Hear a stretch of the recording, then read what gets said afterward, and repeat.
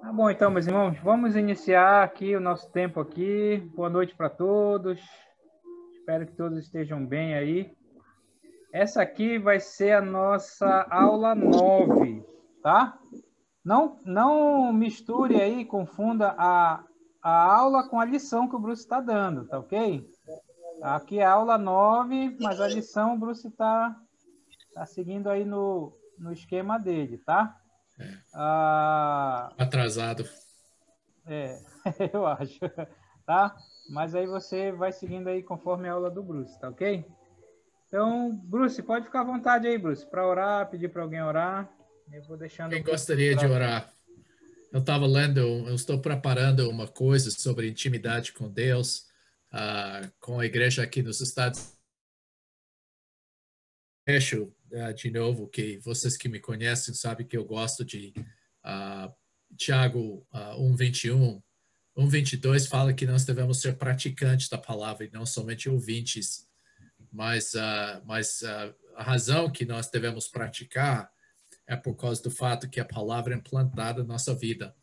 E eu estudei mais uma vez esse trecho e fiquei maravilhado com a profundidade dessa palavra, de implantar a palavra em nós. E eu fiz a pergunta para as pessoas, como é que a palavra vai da nossa cabeça a ser implantada no nosso coração? Então, acho que eu vou orar para começar com essa previsão. Deus, nós buscamos conhecimento da Tua palavra, porque nós sabemos que o fim não é o conhecimento somente, mas de ter Tua palavra integrada em nossas vidas, de ter intimidade contigo. Nós sabemos que esse tempo aqui é para poder melhor experimentar pessoalmente essa intimidade com Deus, esse relacionamento frutífero, e também para poder passar para a vida dos outros. Eu peço, Deus, que o Senhor abra os olhos do coração de cada um de nós para compreender Tua palavra, para essa palavra ser bem implantada em nossas vidas e que, mais do que tudo, que esse é uma aula de visão muito, uma visão do que Deus espera de nós e que o Senhor quer da nossa vida em termos de reprodução e fazer discípulos. Esse é teu mandamento, que é de fazer discípulos de todas as nações. Eu peço, Deus, que essa verdade seja implantada nos nossos corações, que o Senhor abra os olhos, nos dê um espírito de revelação e conhecimento e sabedoria, como fala em Efésios capítulo 1, para poder compreender esses princípios. Em nome de Jesus. Amém. Ok, nós estamos a 18, está quase chegando, né? Todo mundo aqui. Vou compartilhar a tela. Você sabe por que eu uso isso? Só para lembrar. Eu uso isso porque Paulo falou sobre de construção sobre um fundamento que coloca o alicerce. E daí a gente tem o alicerce firme que está construindo em cima disso. E nós estamos construindo a igreja, essencialmente, não através de tijolos, mas através de pessoas. Semana passada, nós falamos sobre a importância da igreja. E o mais que eu estou olhando nas coisas, o problema é que muitas pessoas não sabem a igreja. Eu lembro que seu Bill falou comigo, eu estava muito frustrado um ponto lá com algumas coisas que estavam acontecendo e eu falei para seu Bill e ele falou, olha, Bruce, que a dificuldade de muitas igrejas é que não foi colocado num alicerce firme. E isso tocou muito na minha vida. Eu vi que muitas vezes as igrejas vão rapidamente e cai se não é baseado no discipulado. E a igreja é importante, discipulado é importante para a igreja é importante para o discipulado. Isso que eu queria passar. E eu reparei que na África, depois de passar essa visão do discipulado, vários dos africanos falaram comigo, agora eu estou vendo, nós evangelizamos, nós plantamos, batizamos as pessoas, plantamos igrejas, e da igreja cai. Por quê? Qual é o problema? É por causa da falta de discipulado. eu coloquei aqui, vida é passada pela convivência com um grupo maior de adoradores. Que eu quero dizer com isso é que se você quer chegar à maturidade em Cristo, você não pode fazer independente da igreja. Isso não significa somente indo para os cultos, mas integrando dentro da vida da igreja. Isso é super importante. Então, vida espiritual é passada pela convivência com um grupo maior de adoradores. Agora, você lembra que revisão, eu acho que sempre é bom de escutar de novo. Nós falamos sobre o triângulo religioso que existia até no Antigo Testamento. Interessante que eu escutei Tozer outro dia que ele falou, Deus estabeleceu o sistema do Antigo Testamento. Você pode ver essa coisa de a coisa pura, a coisa santa, uma coisa impura. E ele queria ensinar a Israel o que é santidade. Mas no Novo Testamento, Deus queria que a gente levasse essa santidade dentro da nossa vida normal e que essencialmente Jesus parou com acabou com esse triângulo religioso, porque não existe mais um lugar santo para encontrar com Deus, porque nós reconhecemos. Mas a vida é a presença de Deus e não precisa homens santos, porque nós todos temos acesso a própria presença de Deus. Você lembra que o novo triângulo é relacionamentos. A igreja existe para, primeiramente, desenvolver sua intimidade com Deus. A gente tem que ver isso. As pessoas perguntam, eu fui acusado uma vez, Bruce está contra a escola dominical. Eu não estou contra a escola dominical, mas numa igreja, isso não estava servindo para edificar esse relacionamento com Deus. Então, você deve avaliar tudo que é feito na igreja, como que essa programação, como que essa atividade, como que esse grupo está levando as pessoas, o discípulo, a ter mais intimidade com Deus. E se você ama a Deus, você vai amar os outros. Esses dois puxam o outro. Intimidade com Deus nos leva a ser mais íntimo com outras pessoas, e intimidade com outras pessoas leva a gente a ter mais intimidade com Deus. E claro, quando o mundo vê isso, eles vão saber que nós somos discípulos do Senhor, e eles vão saber que o Pai enviou o Filho, conforme João 17. Então, esse é o triângulo novo, é relacionamentos. Eu não sei se Valdo falou isso, mas eu creio que a história da Igreja dos Irmãos se resume muito nisso, porque nós acreditamos em verdades bíblicas, nós acreditamos em missões bíblicas e relacionamentos bíblicos. Essa é a essência do que a Igreja dos Irmãos fala, essas três coisas, de intimidade com Deus, intimidade com os outros e intimidade com o mundo. Esse é parte que nós pegamos, por exemplo, você pode falar que esse relacionamento com Deus, nós pegamos das pessoas do pietismo, o impacto no mundo. A gente aprendeu muito das anabatistas e impacto nos outros, em outras questões, que da reforma, que trabalhou bastante com a verdade bíblica. Versículo-chave que olhamos na semana passada é isso, porque muito desejo ver-vos a fim de repartir convosco algum dom espiritual, para que sejais confirmados. Deixe-me esclarecer isso. Isto é, para que em vossa companhia, reciprocamente, nos confortemos por intermédio da fé mútua, vossa fé e minha. E, como eu disse semana passada, se eu fosse um romano, lendo isso, eu ia dizer como é que eu poderia edificar o apóstolo Paulo? Eu sou novo na fé. Mas Paulo falou, eu queria chegar para você, edificar a minha vida. Quando ele falou disso reciprocamente, eu creio que é um sinônimo disso, é mutualidade, que a gente na Igreja dos Irmãos praticamos, que é a lava-pés, mas lava-pés é um símbolo do nosso papel na edificação um do outro, na santificação um do outro.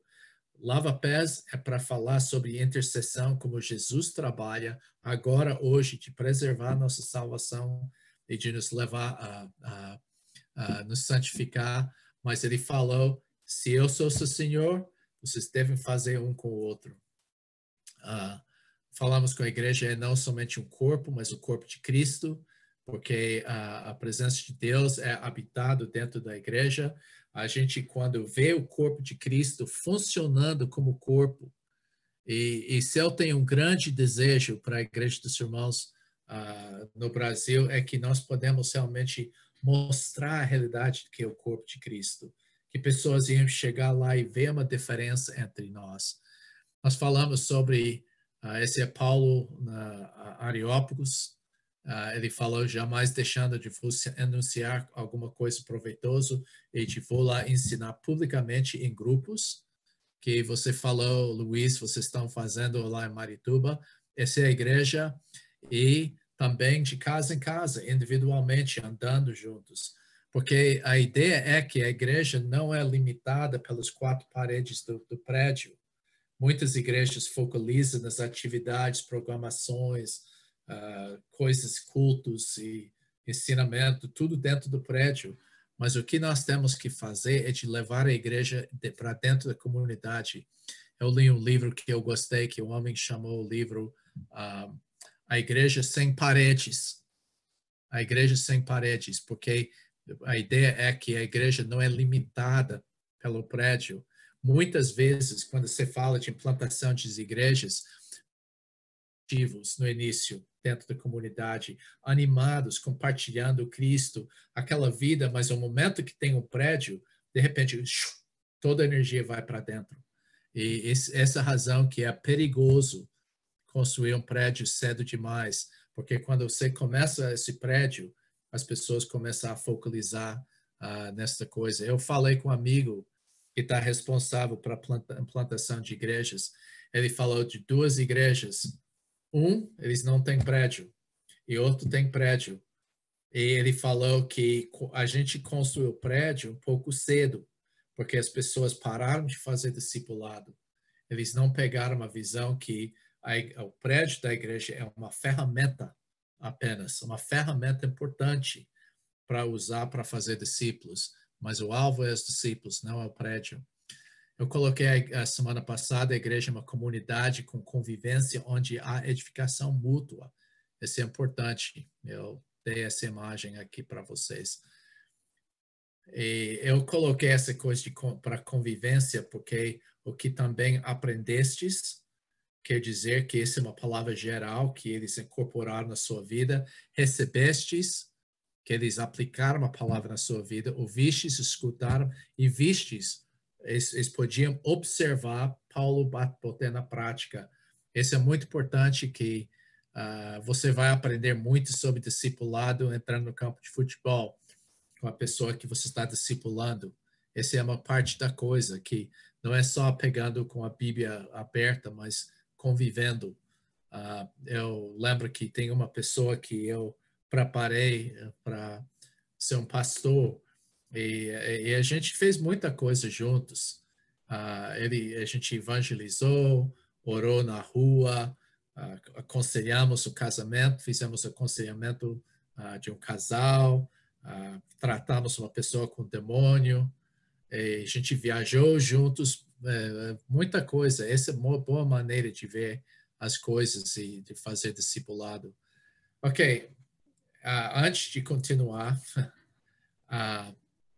alguém tem uma pergunta sobre a coisa da semana passada. Eu tentei mostrar como a igreja é importante nesta coisa, porque eu creio que aquela imagem do corpo de Cristo é importante, porque o mais que pessoas convivem com outros cristãos, o mais que a pessoa vai crescer. Você pode aprender muita coisa de mim, mas você pode aprender muita coisa do Luiz aqui e Fátima. E quando a gente junta, é muito melhor. Quando a gente está separado, a gente não pode ver a realidade de Cristo. Alguém tem uma pergunta sobre qualquer coisa que eu falei essa semana essa coisa da igreja? Testemunho, comentário, pergunta?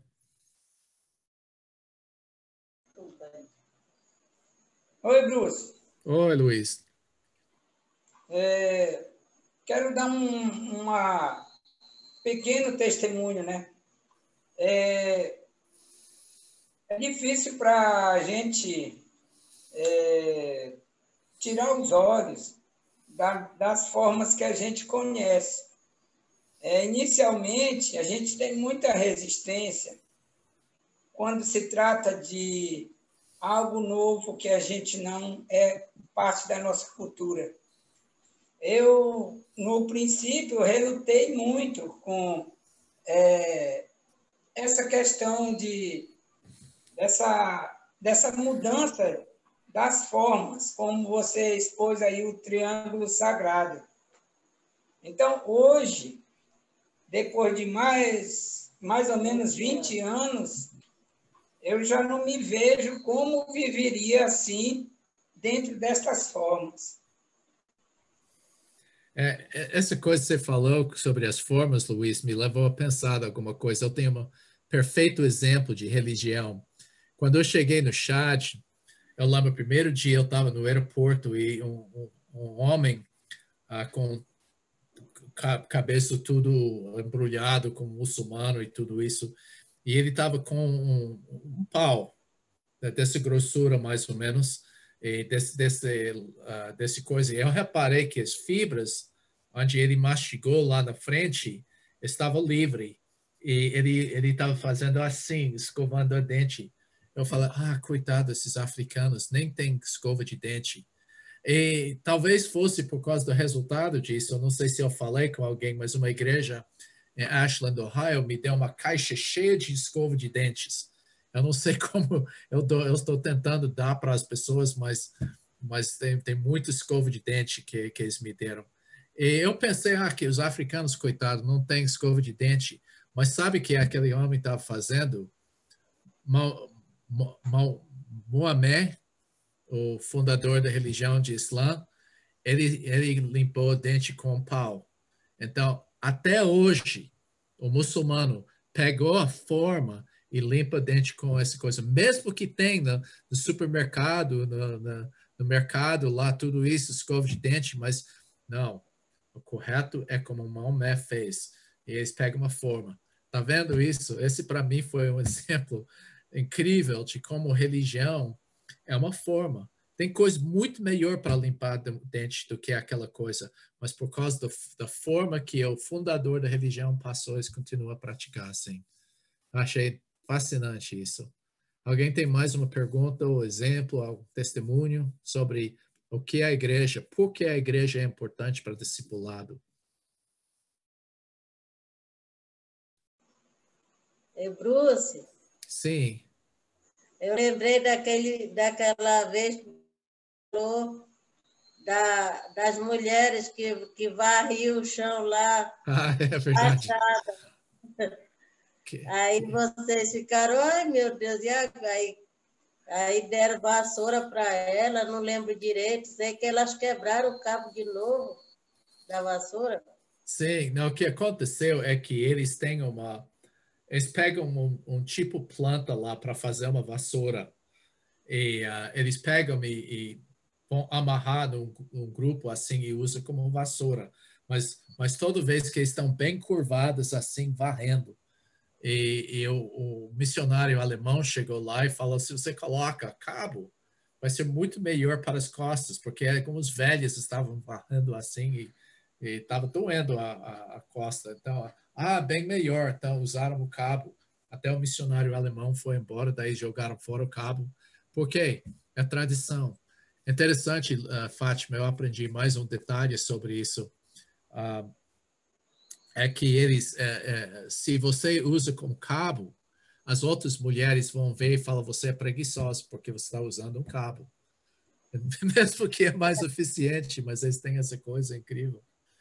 Eu achei graça as tradições, eles têm, as casas são redondas. Eu perguntei numa igreja lá, eu mostrei isso no Brasil, e eu falei: você sabe por quê? É porque eles acreditam que os demônios se escondem no canto da casa, lá nos cantos lá. E outro chegou comigo e falou assim: não, Bruce, eu sei por que eles fazem isso. É porque quando a sogra chega e fala: só quero um cantinho lá. Então você fala: não tem, porque é redondo aí. Achei graça. Ok. que mais? O que você tem de pergunta sobre isso? Ou comentário? Bruce, Sim.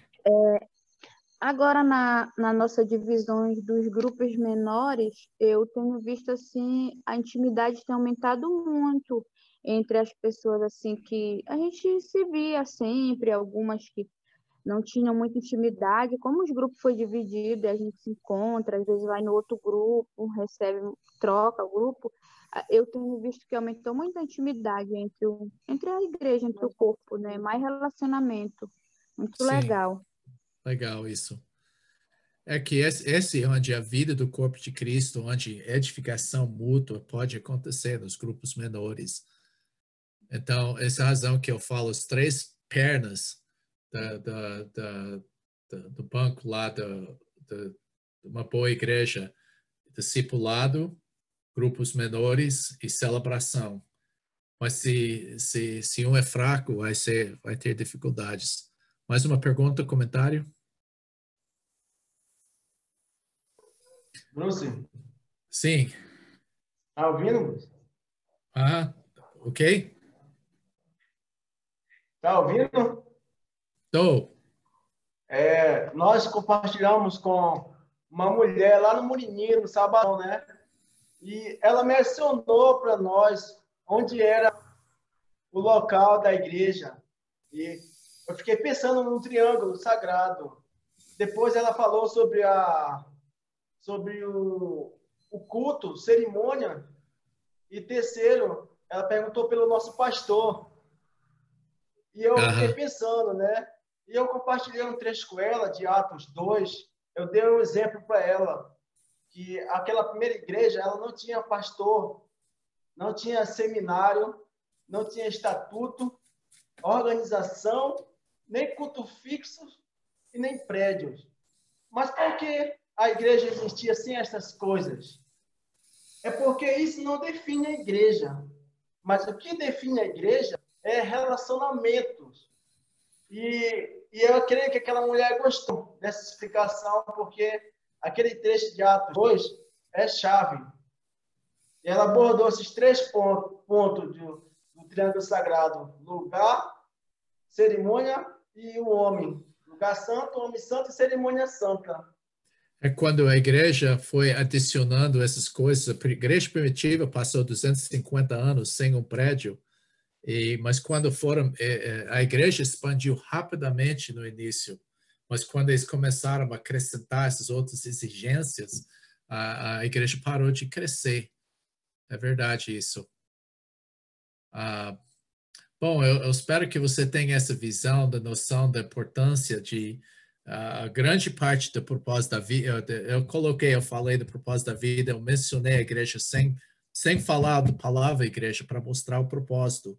Mas se você quer entender a igreja, você tem que passar um tempo estudando, descobrindo a igreja e vivendo a igreja. Esses duas apostilas passam essa visão para as pessoas do que a igreja de Jesus Cristo deve ser. Ok, vamos para a lição 8. Nossa posição em Cristo. Esse é muito importante porque eu creio que deixa muitos discípulos ineficazes, eles acreditam muito mentira sobre sua vida. Você tem situações, eu estava falando com um pastor outro dia que ele estava escutando um amigo e ele falou, basicamente o homem falou, eu não sei de nada, eu sou um tolo para Deus, né, coisa assim. E meu amigo não gostou muito do que ele estava falando, porque ele estava realmente minimizando a importância dele mesmo. E ele falou, você mesmo inteligência. E ele ficou surpresa com isso, mas daí ele começou a pensar que quando ele era pequeno, pessoas começaram a falar, você não sabe de nada, né? E ele começou a acreditar essas mentiras. E o que nós queremos fazer como parte do discipulado é ajudar a pessoa a ver sua posição em Cristo. E eu coloquei o fundamento de uma vida frutífera é saber o que aconteceu no momento da salvação. Quem sou eu agora? Quem sou eu agora? O que é a realidade da minha vida? E eu queria perguntar isso para você.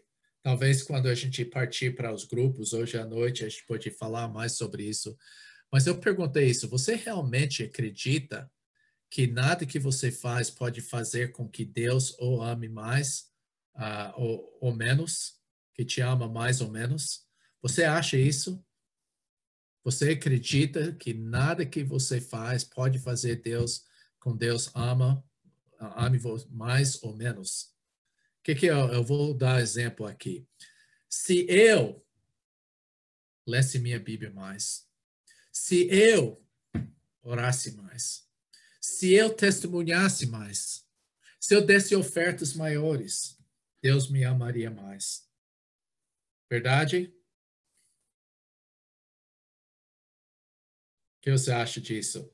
Você acredita nisso? Nós não estamos salvos pelas obras. Nós não fazemos nada para ganhar o amor de Cristo. Nós estamos sob a graça de Deus. Ele escolheu amar a gente. Ele tem alegria da minha pessoa. Sabe que tocou muito na minha vida alguns anos atrás? Eu tenho dicionário teológico e na minha pregação era parcialmente sobre a palavra graça. E eu parei para pensar e falei, puxa, eu nunca estudei, olhei no dicionário teológico sobre o que é graça. Então, eu fiquei olhando lá e eu não achei. Porque esse dicionário pega todas as palavras que têm a mesma raiz, o mesmo raiz, e junta as palavras assim. E eu achei cara, mas não caras. Caras é o nome da nossa comunhão mundial, que é graça. Caras é graça. Mas eu só achei que cara é alegria. Eu falei, estranho. E aí eu olhei na cara e caras é da raiz da cara, que é a alegria. Eu falei, mas puxa vida, o que eu fiz que Deus vai alegrar na minha presença? O que ele vai alegrar sobre mim? E daí eu parei e pensei, essa é a graça. A graça não é somente perdão do meu pecado, mas a graça é Deus tendo alegria. Ele me ama. Ele tem prazer de estar comigo. Mas eu não mereço isso. Não é porque eu sou um cara legal que ele gosta de ficar comigo. É porque ele decidiu me amar assim. Eu sou amado. Mas muitas vezes eu acredito nessas mentiras. Se eu lesse minha Bíblia mais, se eu orasse um pouco mais, se eu desse mais testemunho, se eu trabalhasse mais para Deus, ele vai me amar mais. E outra mentira que eu acredito, porque eu fico com raiva às vezes. Digo coisas que não deveria. Porque eu penso coisas que não deveria e faço coisas que eu não deveria. Deus não me ama como antes. Eu perdi o amor de Deus porque ele está tão triste comigo. Mas esses são mentiras. Eu acho que a maioria de vocês acredita muitas mentiras sobre sua vida. Eu tenho uma pessoa missionária falou comigo, eu sinto que a bênção vai passar em cima da minha casa e cair no quintal do vizinho. E eu senti que ela estava muito duvidosa do amor e compaixão de Deus por sua vida. Quantas mentiras você acredita?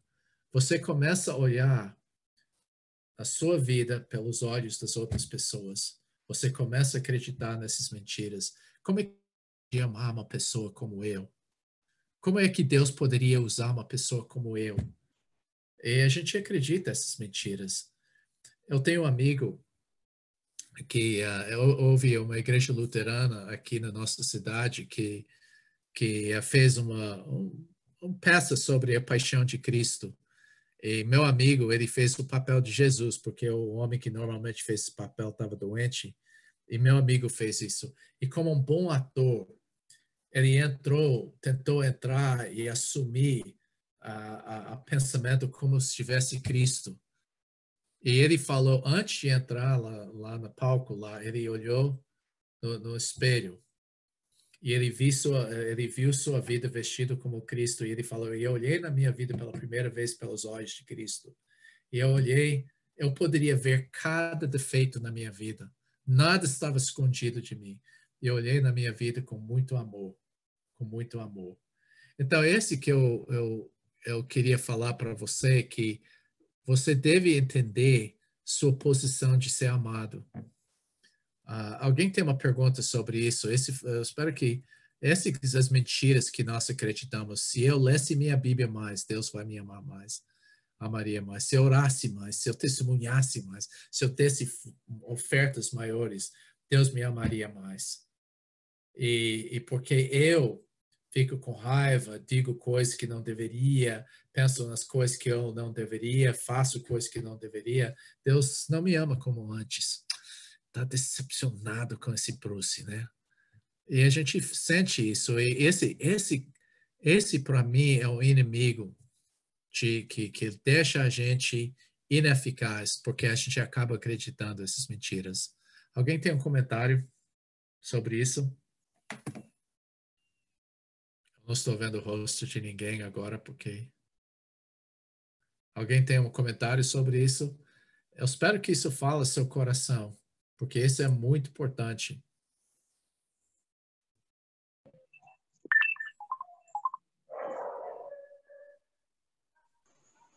Oi, Bruce. Oi. Isso que você falou agora, geralmente eu sinto quando eu peco, né? Aquele momento que eu estou mais frágil é justamente o momento que a gente fica com essas dúvidas, com essa atitude de duvidar do amor de Deus. Colocar o amor de Deus em condicional. Eu olho na minha vida, eu creio que eu falto paz muitas vezes por causa do fato que eu acredito nessas mentiras.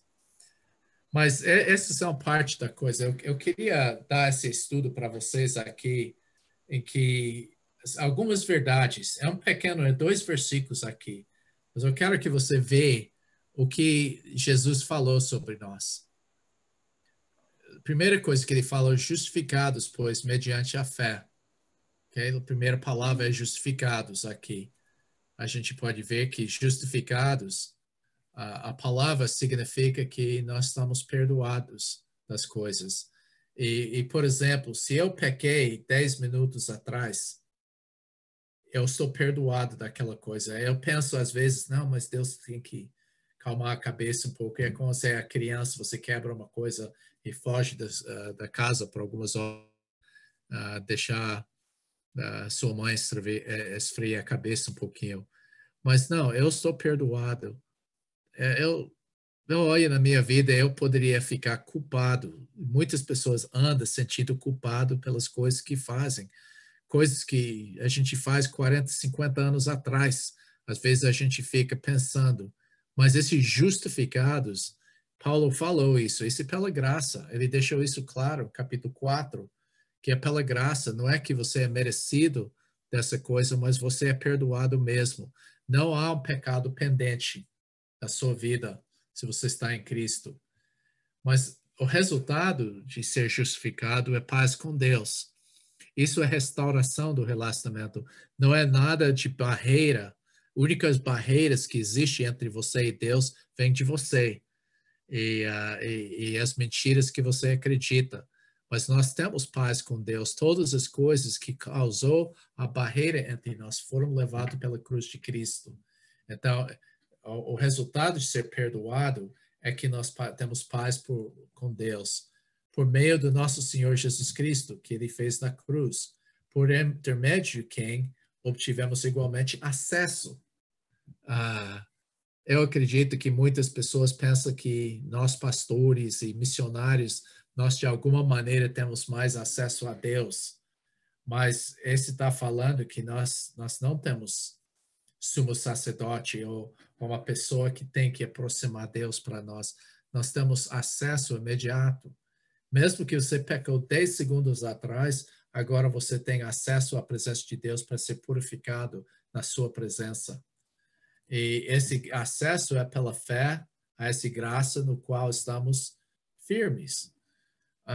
Olha, eu tenho confiança que eu não vou perder minha salvação. Eu tenho confiança em enfrentar o julgamento. Porque eu estou firme? Não, eu estou firme na graça de Deus. E esse que é o ponto. Se dependesse de eu segurar a mão de Deus, eu ia cair. Porque eu poderia soltar a mão de Deus e cair. Mas essa coisa de que estamos firmes, porque Ele me tem nessa posição seguro. Eu lembro que eu fui chamado para o campamento de uma igreja lá em Abaetetuba, algum lugar assim, Abaetetuba, Itaituba, eu esqueço qual é o nome lá. Abaetetuba é perto do Belém, Itaituba é no Transamazônica. Itaituba, eu estava lá. E eles pediram para mim fazer o campamento lá e ser o pregador principal. E foi interessante, porque essa igreja, eles acreditam que pode perder sua salvação. Eu vi muita angústia dentro das pessoas. Eu estou tentando, mas eu não estou conseguindo. Porque eles acreditaram que se eles pecassem, eles perderiam sua salvação. Então, cada vez que pecou, tinha que se arrepender, se jogar e chorar diante de Deus para Ele perdoar, senão você vai perder sua salvação. Eu estou firme pela graça de Deus. Eu sou salvo pela graça de Deus. Eu sou firme. Eu sou amado pela graça de Deus. Eu tenho acesso a Deus. Não é porque eu fiz um sacrifício, eu busquei, eu me sacrifiquei, eu fiz qualquer coisa. É puramente pela graça de Deus. E nós temos esperança. Esperança bíblica é um fato. Não é uma coisa, puxa, eu espero que a gente ganhe o jogo. Não é esse tipo de esperança, mas a esperança é uma futuro garantia, é uma certeza do futuro. Então, eu sei que eu sou parte da família de Deus. Eu sou parte eu tenho essa esperança que Deus tem um lugar guardado para mim. Eu falo esperança, não é que como o mundo usa isso, eu vou falar isso, eu tenho certeza desse lugar onde eu vou passar a eternidade. Então, esse tipo de coisa que é maravilhoso. Você pode ver que na próxima sessão nós vamos falar sobre o Espírito Santo. E Paulo, em Romanos 8, fala que o Espírito Santo confirma isso no nosso coração, que nós somos filhos de Deus. Ele fala que essa segurança que nós temos pela graça de Deus.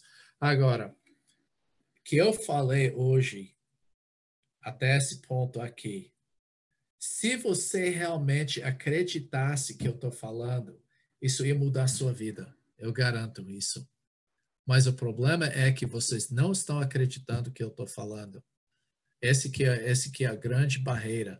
E seu trabalho como discipulador é de ter uma convicção das coisas que eu falo e poder passar essa convicção para outra pessoa. Então, eu quero que essas coisas sejam não somente fatos na sua cabeça, mas devem passar esses 20, 30 centímetros aqui para seu coração, para estar implantado, para ser convicções que esse como eu sou. Eu quero que você vive a realidade da graça de Deus, porque quando você tem a graça de Deus, você tem alegria. Meu vizinho, eu acho que eu falei para você que sobre ele foi interessante, a gente orou para Deus nos colocar no lugar que a gente podia ter impacto na vida de algumas pessoas.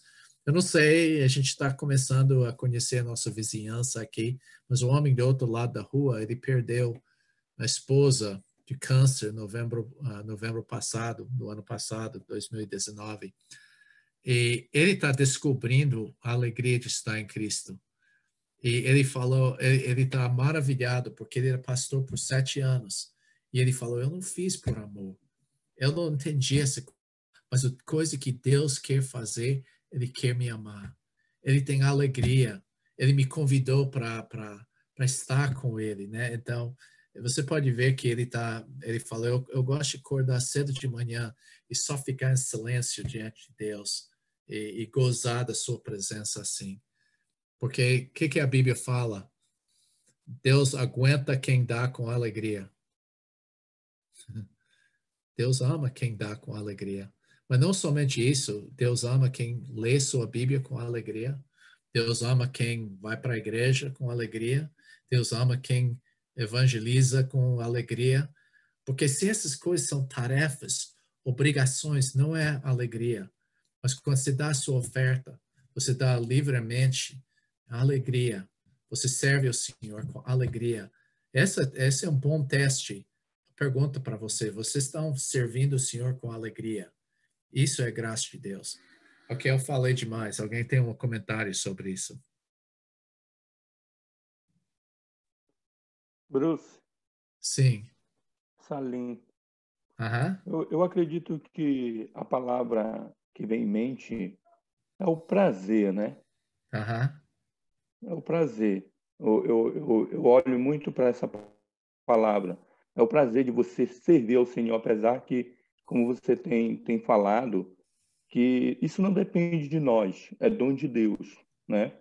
A Bíblia fala que não é por obra, para que ninguém se glorie, mas é pela graça de Deus. Então eu vejo que é um desejo, como servo de Deus, como discípulo do Senhor, de nós buscarmos fazer sempre a sua vontade.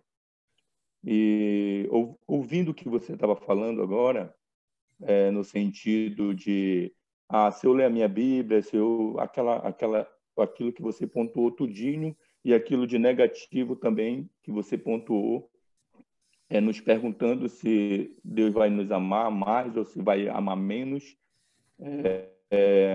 Eu vejo também que nós, como servos, nós devemos render graças a Deus, render louvor a Ele com a nossa vida, com as nossas atitudes. E, sem dúvida, Deus ele vai se agradar muito quando um servo ele se põe nessa condição de ser a pessoa, ser a luz de Cristo na sua vida. Eu entendo dessa forma, né? O prazer realmente de buscar fazer a vontade do Senhor. Sim, é verdade. Esta coisa de... meu professor de grego falou essa coisa sobre ofertas. Ele falou, olha, eu pago aluguel cada mês, mas eu não faço com muita alegria. Quanto vocês pagaram Celpa ou Cozampa?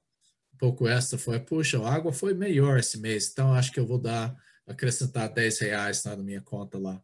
Ninguém faz isso. Você faz o que eles exigem porque não há alegria nisso. É obrigação. Mas quando a gente tem a liberdade de dar, a gente pode dar não por obrigação, há uma alegria nisso. Então, Deus quer que a gente passe essa alegria. Então, quando há muito legalismo, muitas regras e coisas assim, não há alegria na vida de Cristo. E essa é a maior coisa que nós podemos passar para as pessoas. Alguém tem mais comentário? Bruce, sou eu, Benedito. Boa noite. Boa noite. Eu estava me lembrando, você estava falando, eu estava me lembrando que eu também, né? Eu me esforço assim muito para ler a Bíblia, para estar orando e congregando, né? E a gente vendo aí, eu lembro lá de Colossenses 3, né? O verso 15, 16 e 17, que nesses 3 versos, no final, Paulo fala para ser agradecido, né? Seja agradecido, seja agradecido, seja agradecido, né? Eu lembro também de Jacó, que se fazia muito de vítima, Jacó. Enquanto que José, né, lá no Egito, já tudo mais, ele sempre atribuiu a Deus, né, aquilo que aconteceu lá com ele, sabendo que Deus tinha Deus tinha algo na vida dele, né, e tudo que acontecia ele agradecia, né, a Deus, né? Então eu penso muito naquele verso lá de Gálatas 5:16, andai no Espírito, né, e jamais satisfareis a concupiscência da carne, né? Amém. Amém. Obrigado.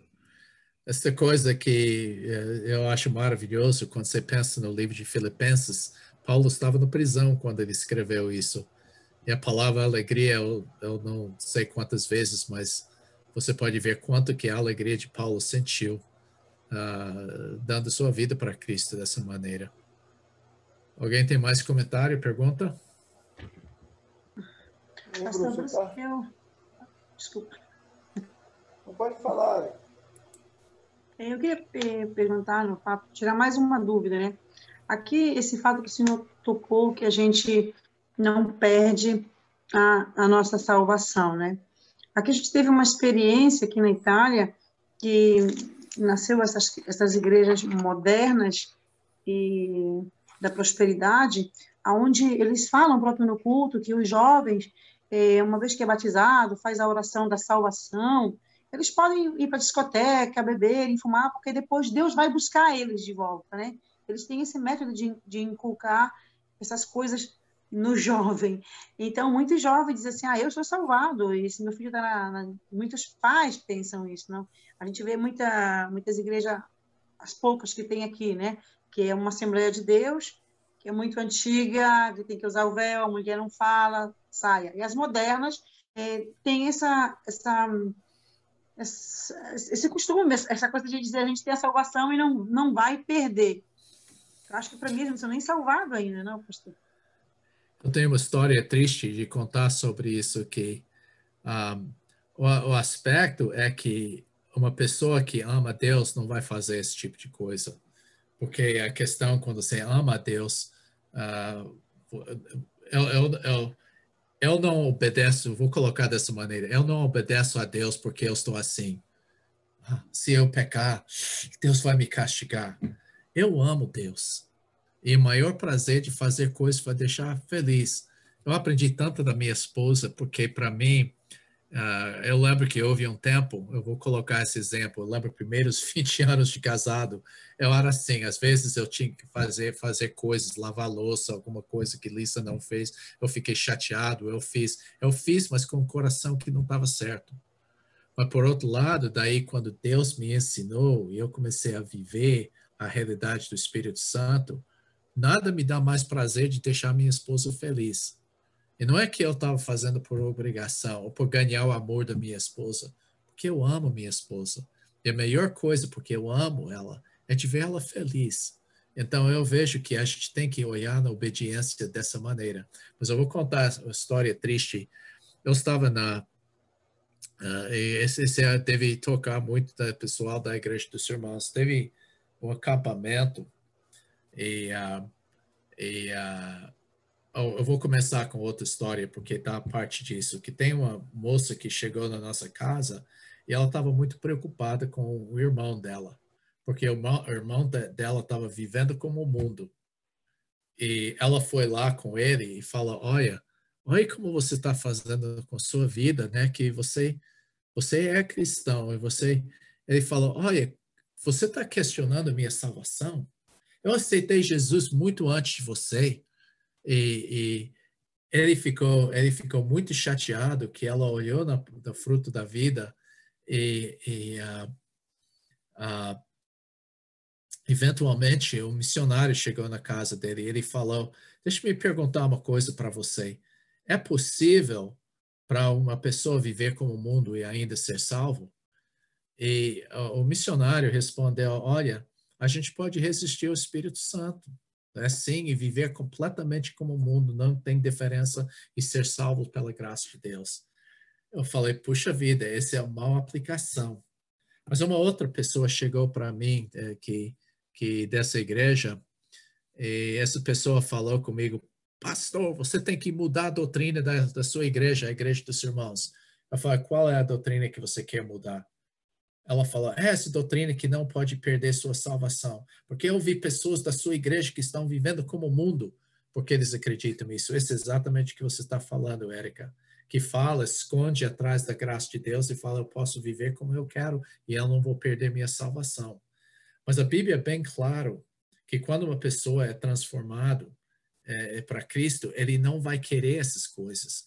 Eu sou capaz de pecar em qualquer maneira, mas o Espírito Santo vai me acusar imediatamente dessa coisa. Eu não vou ter prazer do pecado. E essa coisa que acontece, se você vê uma pessoa verdadeiramente convertida, aquela pessoa vai pecar, mas não vai ter o mesmo pecado, prazer no pecado que era antes. Nós cremos que eu vou adiantar uma coisa aqui dos princípios, porque eu acho que é muito importante isso que você está perguntando.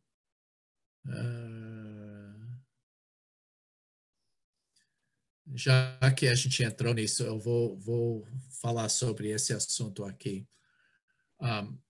Eu queria dar essas coisas para você. Esse é para o fim, a permanência da nossa salvação. Por que nós acreditamos isso? Primeiramente, a escolha de Deus. Em Romanos 8, 28, ele falou, aquele que ele conheceu, 28 fala, Deus ama quem, todas as coisas cooperam para o bem daqueles que amam a Deus. Pessoas param lá. Na segunda parte do versículo, aqueles que são chamados segundo o seu propósito.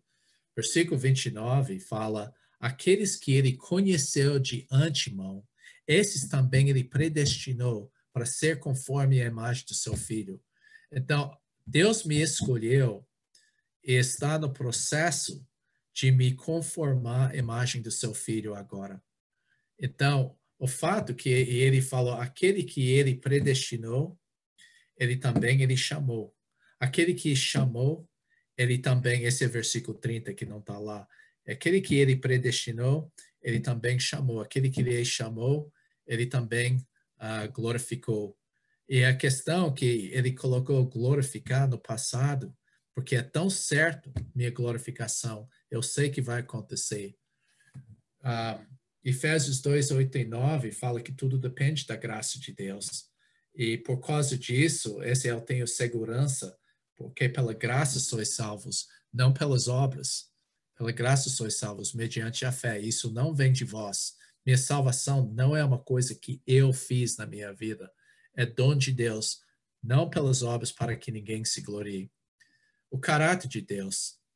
Judas 24, o último versículo antes, ele fala, aquele que é poderoso para me segurar e para me apresentar sem mácula. É muito bonito o hino que conhece lá no fim do Judas 24, porque ele é poderoso para me preservar. Eu não sou não sou forte para fazer isso. Sua fidelidade, ele fez a promessa, aquele que começou uma boa obra em vós, e Jesus começou uma boa obra em mim. Ele me transformou, mas ele está ainda fazendo, aquele que começou uma boa obra, há de completá-la até o dia de Cristo Jesus. Jesus não começa uma obra e fala, pisei na bola, eu vou abandonar esse trabalho. Mas ele me escolheu e vai completar aquilo que ele começou na minha vida. E sua imutabilidade, isso significa que ele não muda. Então, a gente muda, por exemplo, você pode ver que a pessoa aprende algumas coisas e muda, a gente muda, porque nós não somos perfeitos, mas Deus não pode ser mais perfeito. E Lamentação disse que a razão da sua misericórdia é a razão que nós não somos consumidos. Ele falou sobre o aspecto que ele não muda, e porque ele não muda, a gente não vai perder nossa salvação. As promessas, João 6, 37, aquele que vem a mim, ele jamais lançará fora. Ele falou em João 10, 28, ninguém pode arrebatar da minha mão, que é o lugar seguro. Ele falou em Romanos 8, 35, nada nos pode separar do amor de Cristo. E essas são as promessas que ele tem. Agora, veja bem, isso é importante para hoje à noite. Essas promessas são condicionadas no verdadeiro novo nascimento. Eu coloquei nos princípios. Meu computador está dando problemas agora. Ok. Devemos encorajar, olha esses princípios, esse está no fim dessa apostila. Devemos encorajar a pessoa logo depois de nascer de novo. por exemplo, quando você compra um carro, alguma coisa, você mostra para seus amigos, fala, o que você acha, né? Tudo isso. Puxa, foi muito bom, gostei muito. E a mesma coisa que os amigos vão chegar para essa pessoa, eu ouvi falar que você virou irmão, agora você virou crente. Você deve, de alguma maneira, falar, não, você fez a decisão certa. Esse que eu queria chegar para você na sua pergunta, Érica. Não dá segurança para uma pessoa que não mostra fruto. Esse que acontece, a pessoa fala, você fez a oração de aceitar Jesus, sua vida não mudou, mas você é salvo. Não devemos fazer isso, porque é importante de avaliar, sim, há fruto nessa vida, há evidência que houve uma mudança, e é essa coisa que é importante. Não dá segurança para uma pessoa que não dá fruto. E esse que aconteceu nas algumas igrejas nossas, é que pessoas deram uma segurança. Você fez a oração, você aceitou Jesus, mas sua vida não mudou. Esse não deve dar essa segurança. Eu coloquei isso. Eventualmente, todos fazem uma avaliação da realidade de sua salvação. A pessoa vai começar a questionar, será que eu nasci de novo? E é importante para você sentar para a pessoa e fazer essa avaliação. Falar o que você vê de diferente na sua vida, que mudou. Você vê que você está amando, você está detestando o pecado, está vendo essas coisas. A gente vai falar sobre isso no momento. Leve a pessoa a saber que é completa, saber que é completa em Cristo. Eu lembro que tem uma música que eu gostei muito no começo da minha vida cristã. E meu colega, ele falou, esse homem que escreveu essa música, ele saiu e está numa seita hoje. E ele olhou para mim e ele falou, ele não entendeu que estava completo em Cristo. Eu sou completo em Cristo, eu não preciso ir para um retiro do G12, eu não preciso falar em línguas, eu não preciso cerimônia mágica, alguma coisa. O que aconteceu? Quando eu nasci de novo, eu fiquei completo em Cristo. Isso que fala no fim de Colossenses capítulo 1. E precisamos sempre lembrar da nossa posição. É importante, essa é a razão que lemos a Bíblia, para renovar a nossa visão de Deus e renovar a nossa posição em Cristo, nossa visão dele. Tenha paciência, compaixão da pessoa que está discipulando. Às vezes, a pessoa vai pecar, e de uma maneira que é um pouco feia. Mas você deve ter paciência, porque Deus, eu vou falar, Deus tinha sido muito paciente com minha vida. Então, eu espero que essas coisas ajudem um pouco.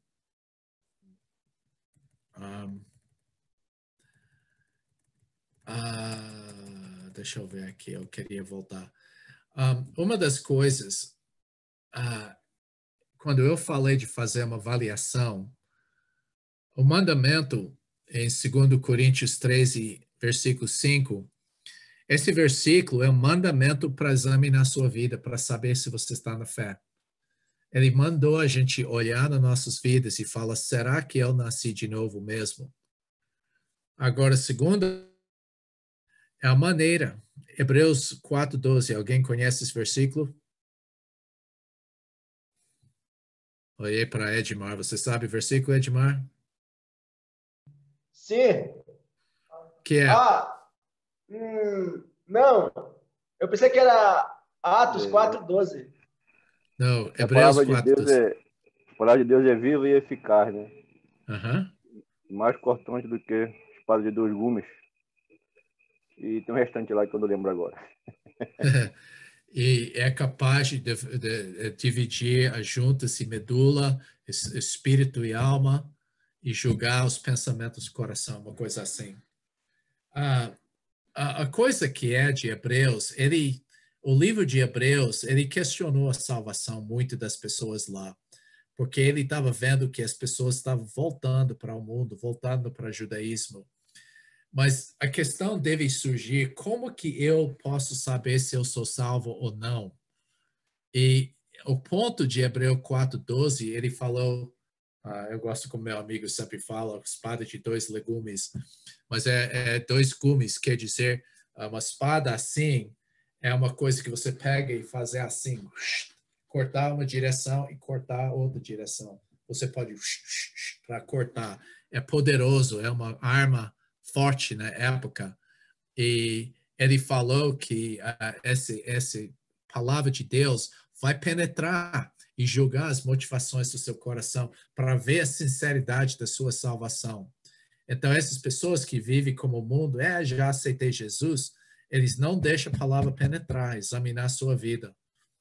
E o livro que devemos usar é 1 João, para examinar a nossa vida. E alguém pode ler para mim 1 João 5, 13, para mim. 1 João 5, 13. Um versículo importante. Estas coisas vos escrevi, a fim de saberdes que tendes a vida eterna em vós outros, que credes em o nome do Filho de Deus. Estas coisas João escreveu no livro de 1 João, ele escreveu para você que fala que você crê no Senhor Jesus, para ter certeza que mesmo você tem vida eterna. Então, a ideia desse versículo, ele colocou o propósito do livro de 1 João aqui. O propósito do 1 João é de você, ok, eu sou parte da igreja, eu fui batizado. Será que eu sou salvo mesmo? E ele colocou essas coisas. O desejo para comunhão é a primeira qualidade. Se a pessoa fala que é nascido de novo, mas não deseja a comunhão do corpo de Cristo, você tem que duvidar a salvação dessa pessoa. A disposição para admitir o pecado.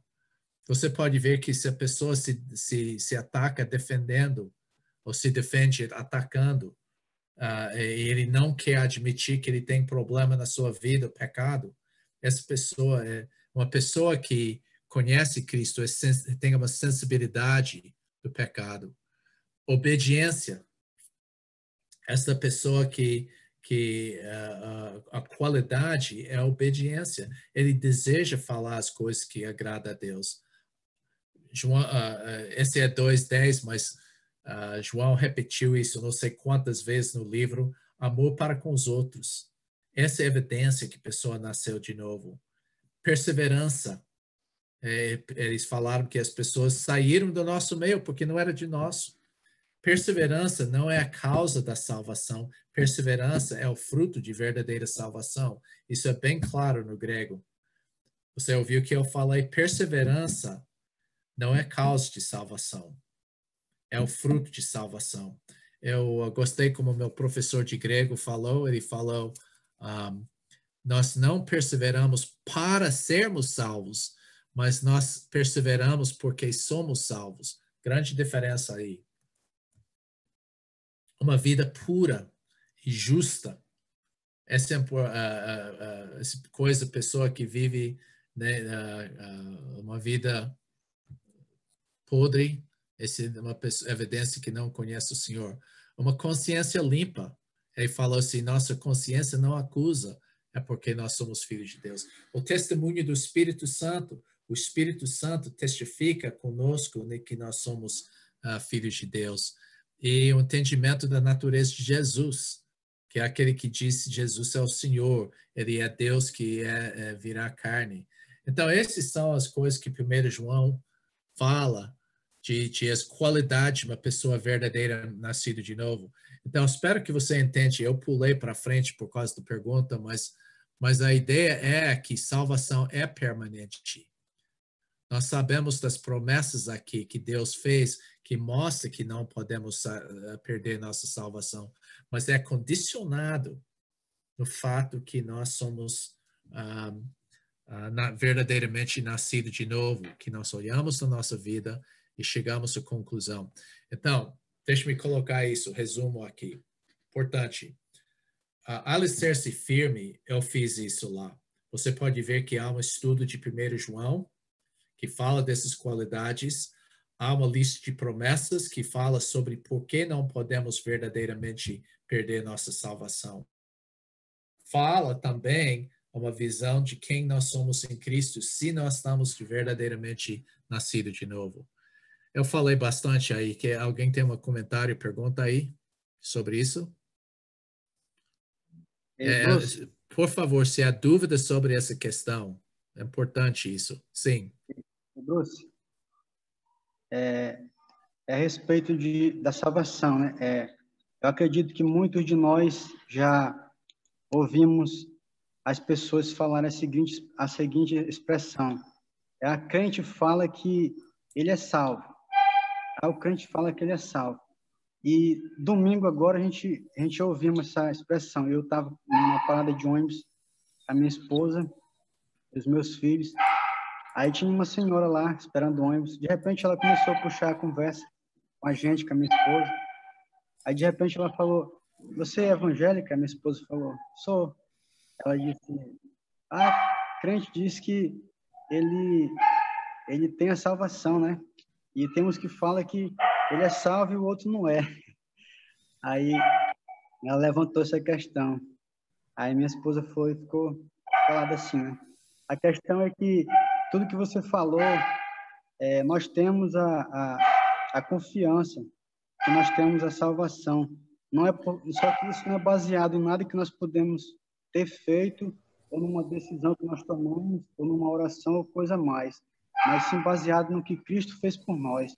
Por isso nós temos essa salvação, né? Temos a convicção e temos a certeza que foi Ele que fez por nós.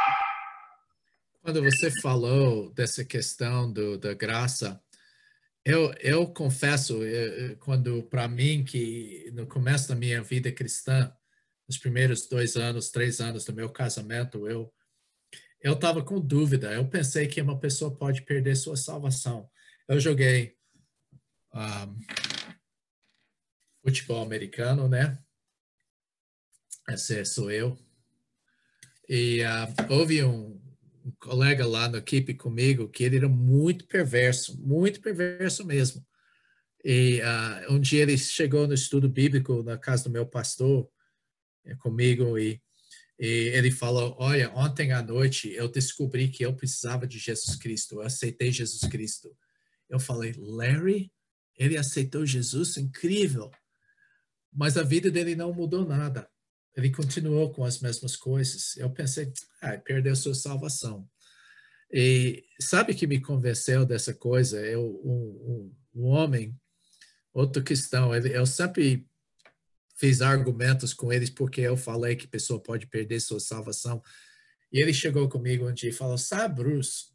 Ele era um homem muito simples. Ele era faxineiro no nosso laboratório.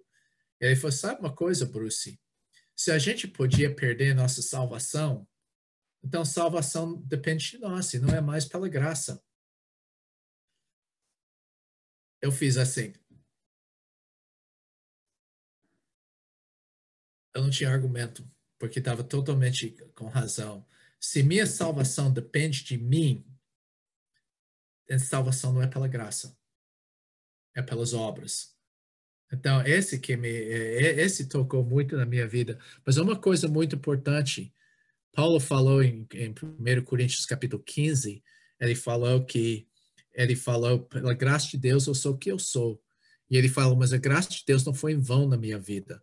E ele falou: "Mas porque eu trabalhei muito mais do que os outros apóstolos. Mas não eu, mas a graça de Deus."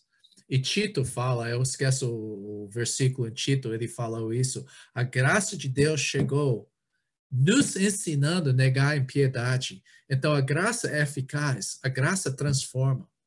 Mas se a pessoa aceita Jesus e acredita que somente naquela oração, é o grande problema.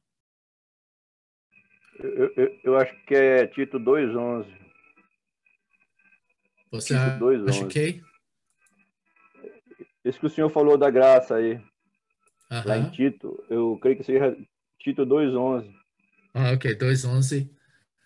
Alguém pode ler esse versículo? Porque isso mostra que a graça não é simplesmente segurança para ir para o céu, mas é uma coisa eficaz que transforma a nossa vida.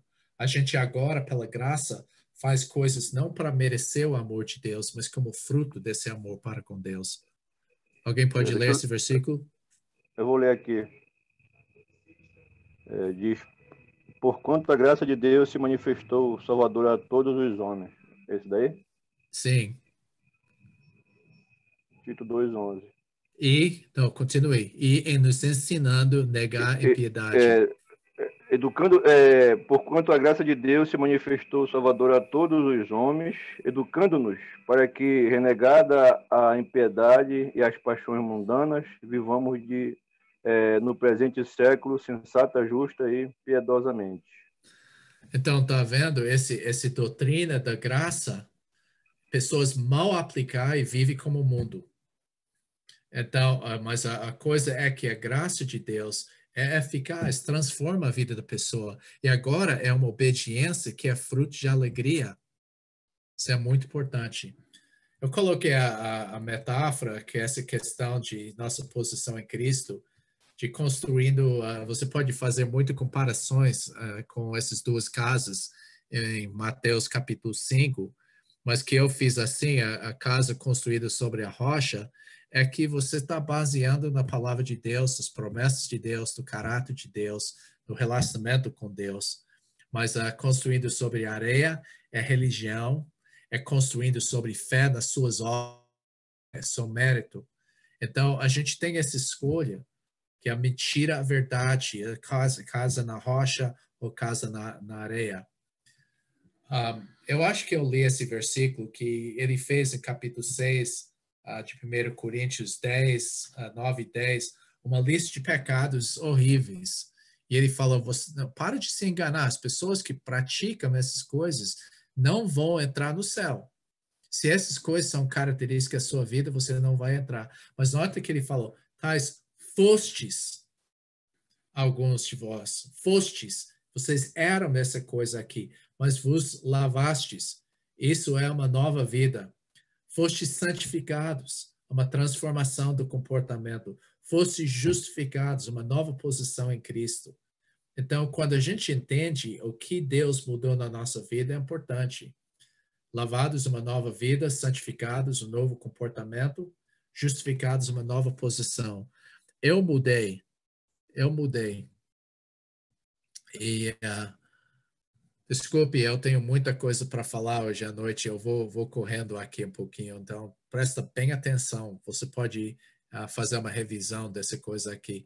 Eu vou colocar dessa maneira, eu estou colocando várias ideias juntos aqui, que não estão necessariamente tudo no discipulado que você vai fazer, mas eu sei que depois de 20 anos de casado, eu estava com problemas no meu casamento, eu não percebi.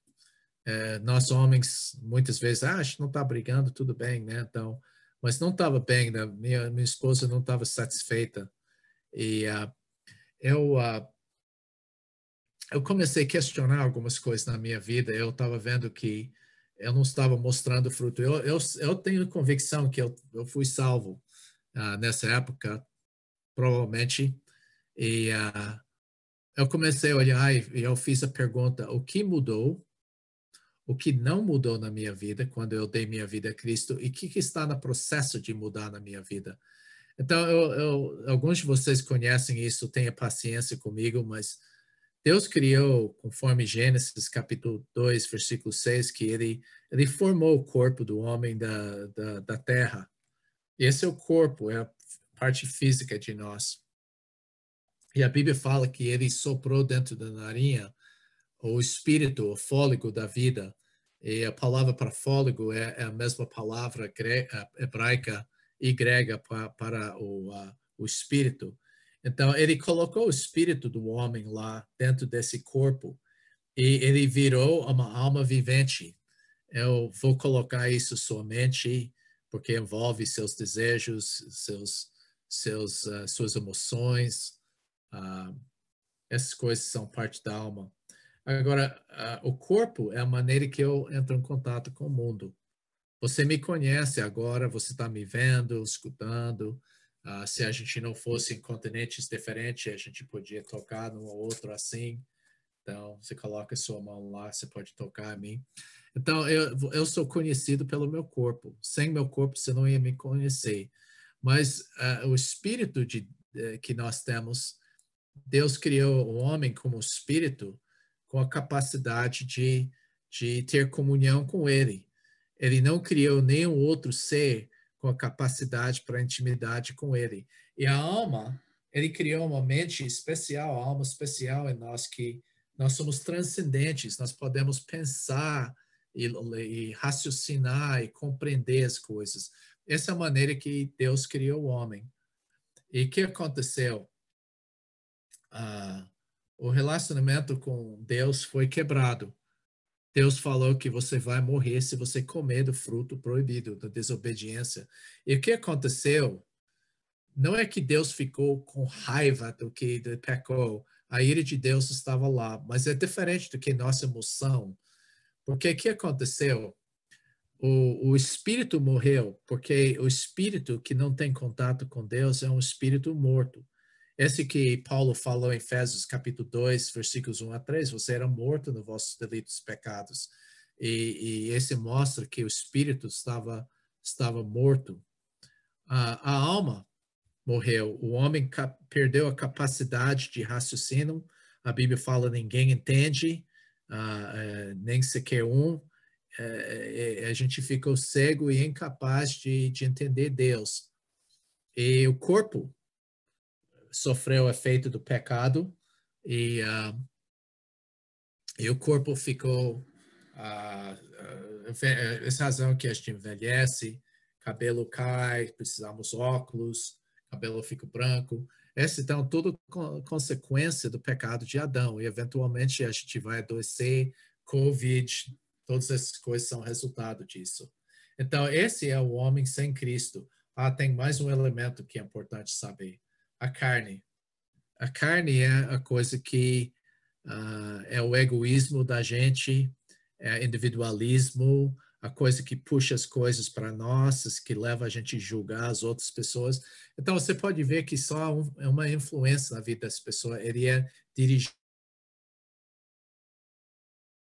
conhece Jesus. Aí, o que acontece? Quando esse relacionamento com Deus é restaurado, o espírito passa a viver, porque a alma é parte e relacionado com o espírito. Esse está no processo de mudar. Minha mente, a Bíblia é bem claro que não está no processo de ser renovado. E agora, porque eu tenho um novo espírito, o Espírito Santo vive em mim. Então, se você olha nessa coisa, esse é Adão, esse é todos os filhos de Adão, e essa é uma pessoa nascida de novo. Porque agora o espírito tem contato com Deus. Eu tenho vida espiritual no meu espírito. Eu sou completamente renovado no meu espírito.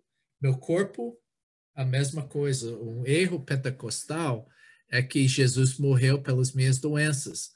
Mas a Bíblia fala em Romanos capítulo 8 que eu estou gemendo no meu íntimo, esperando para a redenção do meu corpo.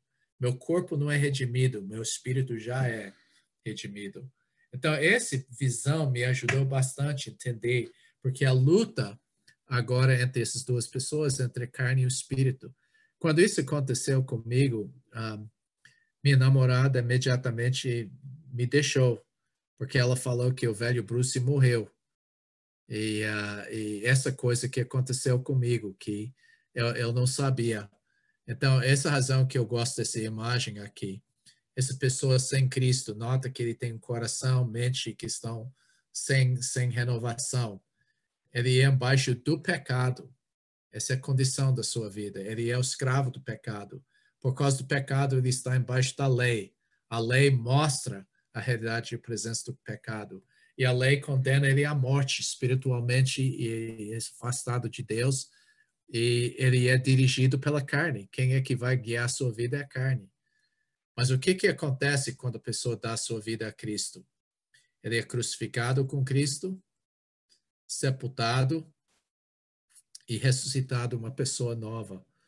E essa nova pessoa, ele não é escravo do pecado, mas o prazer dele não vem do pecado. Antes teve um certo prazer do pecado, mas agora o prazer é na justiça de Deus. Ele não está embaixo da lei. porque está embaixo da graça. É graça que leva ele a uma vida de obediência, não uma lista de regras ou a lei.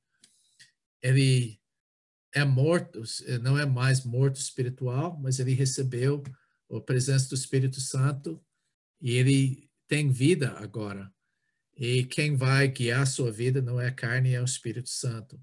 Então, a questão, você pode perguntar, e se a pessoa dá a sua vida e continuar no pecado? Paulo fez essa pergunta em capítulo 6. Ele falou, impossível. Porque se você é morto assim, e você experimentou essa transformação, como é que você vai voltar aqui? Como é que você vai voltar para a lei? Como é que você vai voltar para o pecado? Você é uma outra pessoa agora. Você mudou. Então, essa segurança de salvação é condicionado dessa coisa acontecer. O que eu descrevi aqui para você é o novo nascimento. É sendo uma nova criatura em Cristo. É regeneração pelo Espírito Santo. Essas coisas são juntos aqui. Bom, eu não sei se eu vou ter tempo de completar hoje, mas se você tem qualquer pergunta sobre tudo isso que eu falei, por favor, esse é um assunto super importante. Ô, Bruce. Sim. Por favor, você pode falar um pouquinho mais sobre essa condição da alma. O corpo continua sob o efeito do pecado, né? O espírito é vivificado, mas ficou uma... Essa aqui. Sim. Ok. A questão que... Primeira coisa é que eu vi que a pessoa revestiu o novo homem. Se você ler Efésios capítulo 4, ele fala em 2 Coríntios 5:17 que nós somos novas criaturas em Cristo. A Bíblia fala em Romanos capítulo 8 que nosso corpo, em realidade, é morto por causa do pecado, mas nosso espírito é vida por causa da justiça.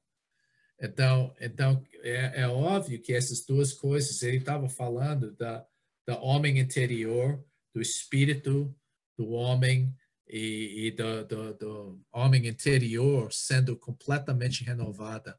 Mas uma das coisas que os teólogos vão argumentar muito se eles são dicotomista ou tricotomista. Dicotomista fala assim, não, tem parte material e imaterial. Tricotomista fala que tem o corpo, alma e espírito.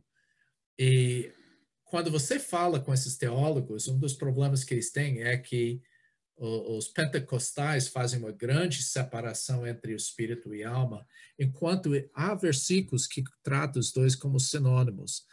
A alma é minha inteligência, meu pensamento, o diálogo que eu tenho comigo mesmo, é minhas emoções, é minha vontade.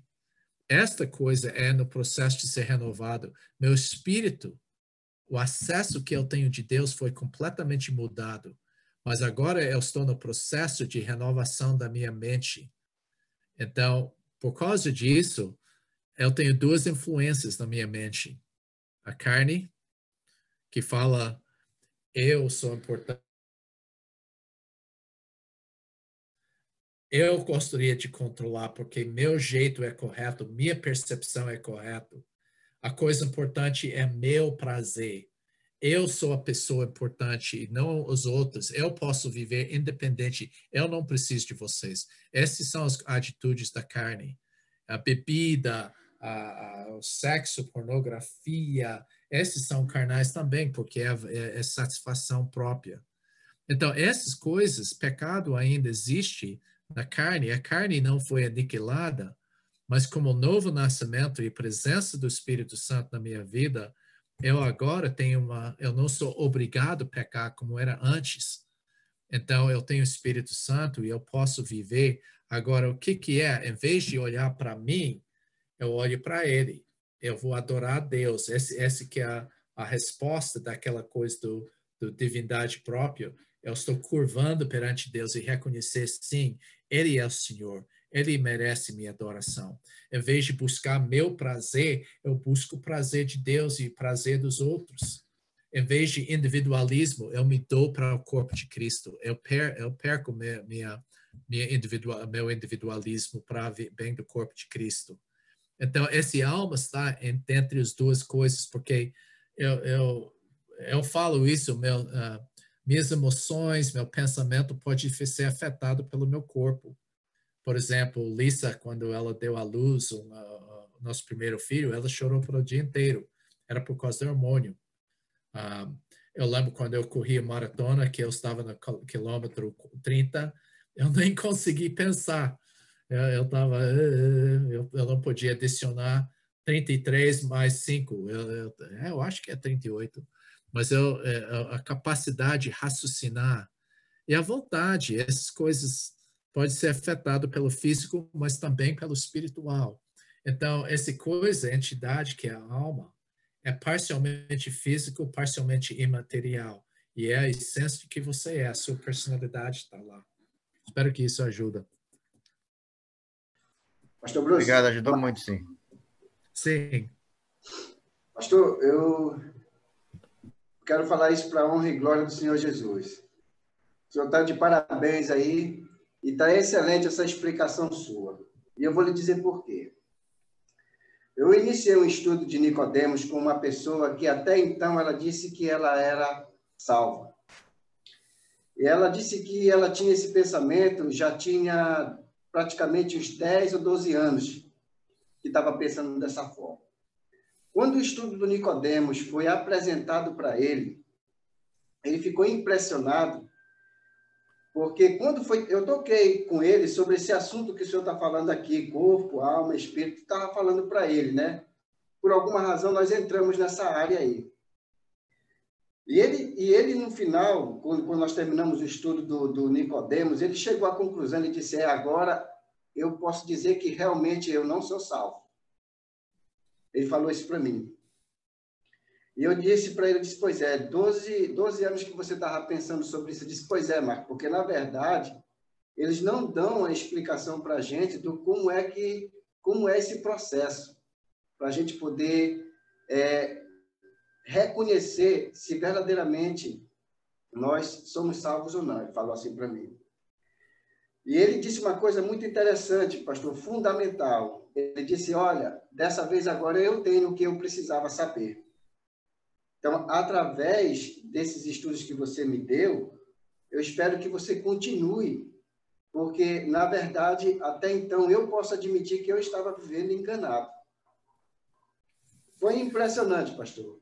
Eu já fiz algumas imagens aqui dessa explicação, e eu vou retornar com ele, que eu vou começar a Mulher Samaritana, mas eu vou abrir um espaço para me falar com ele mais uma vez para reforçar isso que o senhor falou. Excelente, eu estava precisando de uma orientação dessa maravilhosa. Eu quero lhe parabenizar e nós, como alunos do seus hoje que nós estamos aqui, nós somos bem agradecidos a Deus por esse privilégio. Que bom, pastor. Fico feliz com isso e vai reforçar o estudo dessa semana agora que a gente tem. Parabenizo o senhor em nome de Jesus por isso. Né? Eu não quero falar isso para a sua glória, não, porque eu sei que o senhor não vai pensar dessa forma, nem muito menos os irmãos. Mas essa explicação e o que eu precisava saber para reforçar esse estudo, nota 10. Eu creio que tem muita gente nesse mundo e muitas pessoas na Igreja dos Irmãos que estão enganados e não sabem que não são salvos. Aqui, eu falei com um grupo na África, mais ou menos 200 pessoas presentes, era chamados Soldados de Cristo, de várias igrejas dos irmãos na África, estava lá, estava lotado o prédio, 200 pessoas lá. E um homem me perguntou, quando eu fui lá, eu falei para Simão, que era meu aluno, Simão, eu falei, Simão, o que você quer que eu ensino? Ele falou, Bruce, que tocou na nossa vida, intimidade com Deus, arrependimento e fé. Você está querendo que eu pregue o evangelho? Ele começou a rir e falou, sim, exatamente isso. Então, eu comecei a explicar essa questão de regeneração, expliquei algumas das coisas que eu falei. E um homem levantou a mão e falou, Bruce, nós somos nascidos de novo. Eu falei, olha, eu não posso dizer isso. Você tem que olhar no fruto da sua vida e eu vou explicar o que acontece para você saber se isso aconteceu na sua vida. E eu passei mais um dia ensinando. E foi engraçado que eu falei, ok, o texto que é para me pregar aqui durante essa conferência é 2 Pedro capítulo 1. Mas antes de entrar, eu quero jogar uma pergunta. Eu não estou fazendo convite para aceitar Jesus, nada disso. Mas eu quero saber que depois desse reconhece que nunca nasceu de novo e 200 pessoas ficaram em pé e reconheceram que eu nunca nasci de novo. E eu creio que é importante de ensinar e saber dessas coisas, o que acontece, que a Bíblia fala, para ajudar aquela pessoa a fazer essa avaliação. Quando a pessoa faz essa avaliação, você pode dar essa segurança. Ok. E essa é a chave para mim, quando vocês que me conhecem, você já viu isso 1000 vezes, e para mim a razão que isso é importante é porque essa é a mudança que tem que acontecer, que o velho Bruce tinha que ser nascer. Eu não precisava uma reforma da minha vida, eu precisava uma transformação. Porque uma reforma da vida é que eu vou ajeitar algumas coisas, mas eu sou a mesma pessoa. Não, tem que ser uma transformação. Pastor, você pode dizer uma coisa? Eu tinha, mentre o senhor estava explicando tudo aquilo, eu tinha anotado uma pergunta que eu queria fazer no final da aula para você, ali com os irmãos, mas eu acho que foi o irmão Marcos que falou, não cheguei a ver como eu estou usando o celular, acho que foi o irmão Marcos, né? Que já tirou a minha dúvida, porque eu tinha escrito uma pergunta que eu queria fazer depois, como é que eu poderia fazer para ajudar alguns jovens que tiveram esse engano, né? Esse engano da salvação, e a gente está tendo contato com esses jovens, né? Onde eles são filhos de crente, né? De cristãos, e estão nesse engano. Aí eu fiquei com a pergunta, como eu poderia fazer para poder um estudo, algo, me aproximar? E anotei ali o estudo do Nicodemos, então eu vou pedir depois para o Ricardo para mandar para mim, e já me deu uma ótima resposta, como o irmão falou ali, um excelente estudo, hoje foi muito mais explicado bem. Eu acho que se ninguém perguntou é porque teve realmente um grande entendimento. Eu espero para os outros irmãos, assim como chegou para nós aqui. A semana que vem nós vamos estudar sobre o Espírito Santo. E eu confesso, eu sou culpado nisso. Às vezes a gente tenta pegar o papel do Espírito Santo e convencer as pessoas que não são salvos.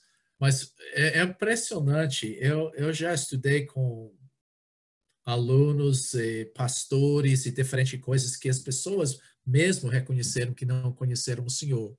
Através do estudo, especialmente se você quer escutar uma coisa interessante, é o livro de Romanos. Eu já vi bastante pessoas que estavam na igreja por anos estudar o livro de Romanos e falar: nunca nasci de novo, eu preciso de Cristo. Então, meu papel não é de convencer a pessoa que não conhece Cristo. Eu vou expor a palavra. E a razão que nós geralmente começamos com os sinais é porque sinais não são uma confrontação imediata. A pessoa começa a pegar, entender um pouco sobre Jesus, e Nicodemos confronta, porque realmente Nicodemos mostra o que acontece com o novo nascimento.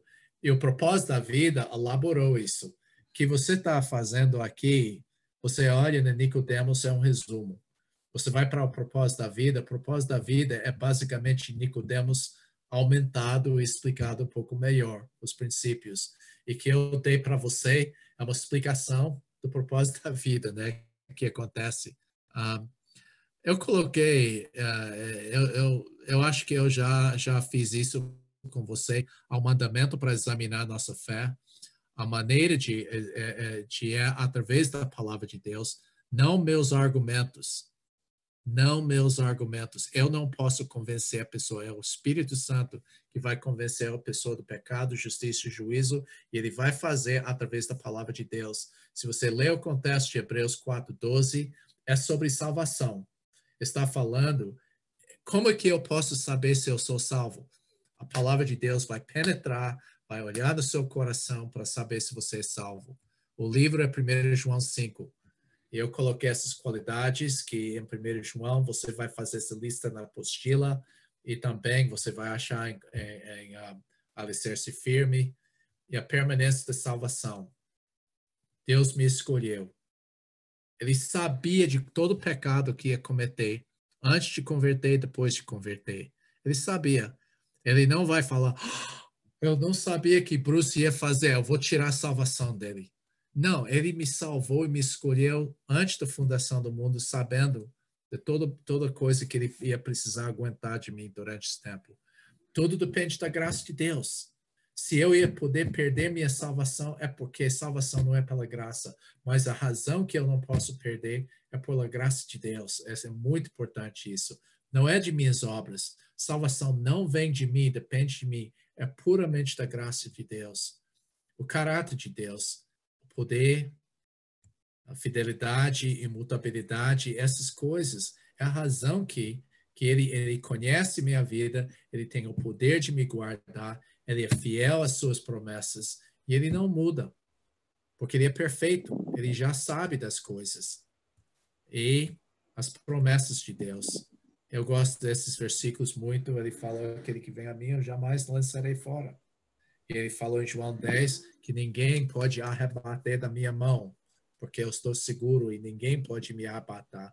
Romanos 8:35, nada pode me separar do amor de Deus. Então, finalmente, eu quero terminar isso. Eu quero que vocês tenham um tempo para falar sobre isso, porque tem muita coisa para conversar aqui. E dentro do seu grupo, Ricardo, eu espero que você esteja pronto para isso. Eu quero que vocês expliquem um pelo outro, se não há entendimento. Mas o método, nossa posição em Cristo. É importante, Paulo começou Efésios com isso. Nós fomos escolhidos pelo Pai. O arquiteto da minha salvação é o Pai. Nós fomos redimidos pelo Filho. Jesus Cristo comprou e pagou o preço para a minha salvação. E fomos selados e regenerados pelo Espírito Santo. Você pode ver isso em Efésios 1, 3 a 14. Ele falou, essa é a razão que nós na Igreja dos Irmãos batizamos o nome do Pai, porque o Pai me escolheu. Em nome do Filho, porque o Filho me salvou, ele pagou, me redimiu. E pelo Espírito Santo, porque ele transformou minha vida, ele me selou pelo Espírito Santo. Então, o que Paulo fez depois disso? Orou, que eu vou fazer no fim. A oração dele, em 15, ele orou pelo Espírito, não o Espírito Santo, mas a disposição de sabedoria, de compreensão, de revelação. Ele pediu para o pleno conhecimento dessa verdade e a iluminação dos olhos do coração. Então, ele colocou a doutrina lá. A doutrina é 1, 3 a 14, de saber. Mas daí ele orou para essa coisa ser plantada na vida da pessoa, de iluminando os olhos do coração. Então, vou deixar Ricardo fazer para os últimos 15 minutos. Eu quero que vocês discutem essas coisas. Se você tem dúvidas sobre qualquer coisa, quando a gente volta, você pode me perguntar.